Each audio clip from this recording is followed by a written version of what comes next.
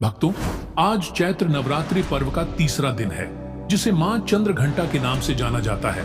सप्त शक्ति की तीसरी देवी मां चंद्रघंटा अपने अद्भुत स्वरूप और शक्ति के लिए जानी जाती है। इनका नाम चंद्रघंटा इसीलिए पड़ा क्योंकि इनके मस्तक पर अर्धचंद्र से बना स्वर्णिम घंटे का आकार विद्यमान है। यह देवी भक्तों के सभी संकटों का नाश करती हैं और उन्हें अद्भुत ऊर्जा और साहस प्रदान करती हैं।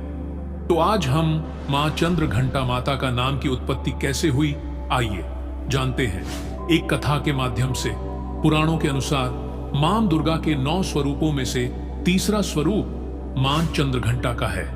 इनकी कथा उस समय से जुड़ी हुई है जब राक्षसों का अत्याचार चरम पर था और देवगण उनसे त्रस्त थे।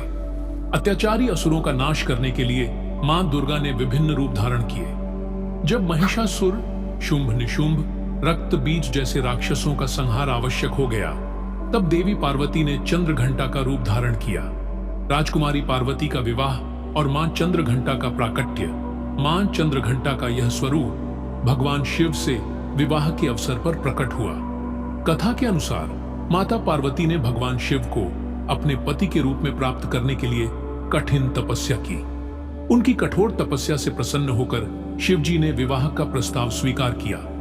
जब शिव अपने गणों के साथ बारात लेकर पहुंचे तो उनका रूप अत्यंत भयानक था। वह भस्म लिपटे हुए, गले में नाग धारण किए और रुद्र रूप में थे।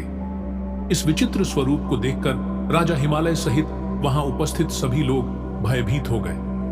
माता पार्वती ने शिव के इस रूप को देखकर स्थिति को नियंत्रित करने का निश्चय किया। उन्होंने अपने दिव्य शक्ति से चंद्रघंटा रूप धारण किया और अद्भुत आभा से देदीप्यमान हो उठी।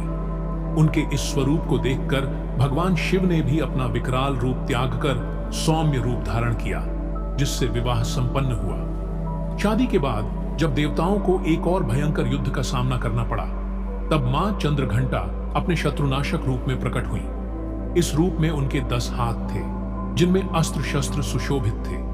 वे सिंह पर सवार थीं और उनके माथे पर घंटे के समान अर्धचंद्र शोभायमान था। उनकी गर्जना से शत्रु भयभीत हो जाते थे। महिषासुर और अन्य असुरों ने जब देवताओं पर आक्रमण किया, तब मां चंद्रघंटा ने अपने पराक्रम से राक्षसों का संहार किया।